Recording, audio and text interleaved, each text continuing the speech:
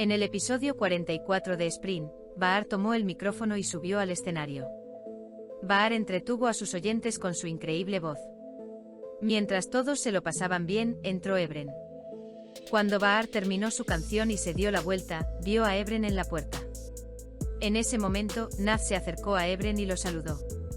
Bahar se sorprendió cuando vio a Naz y Ebren juntos.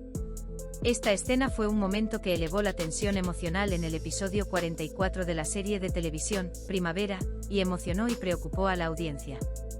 Bahar tomando el micrófono y subiendo al escenario simboliza la transformación interior del personaje y la confianza en sí mismo.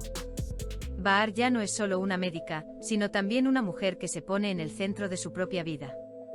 Conmueve a la gente con su música y da esperanza a quienes la ven. Justo cuando todo va bien, la atmósfera cambia de repente cuando Ebren entra al lugar.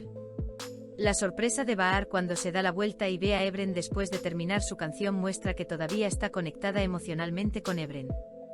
Sin embargo, justo después de este vínculo, Naz se acerca a Ebren y lo saluda, lo que es un punto de ruptura para Bahar. Esta escena parece el momento en el que el corazón de Bahar se rompe nuevamente, cuando un rayo de esperanza comienza a desvanecerse. La visión de Naz y Ebren juntos podría anunciar un nuevo triángulo amoroso o un proceso complicado lleno de malentendidos. Esta escena profundiza aún más los conflictos emocionales de los personajes, creando un fuerte telón de fondo dramático para futuros episodios. En esa escena, la decepción de Bahar era literalmente visible en sus ojos.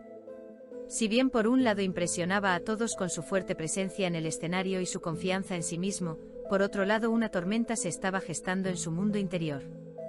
Cuando vio a Ebren en la puerta, tal vez surgió una esperanza dentro de él, tal vez podrían hablar de cualquier cosa, tal vez aún era posible algo entre ellos, pensó.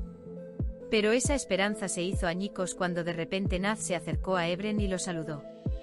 No se trata solo de celos por Bahar, fue una sacudida en su sentido de confianza, el resurgimiento de su miedo a estar solo y tal vez la sensación de ser mitad, una vez más.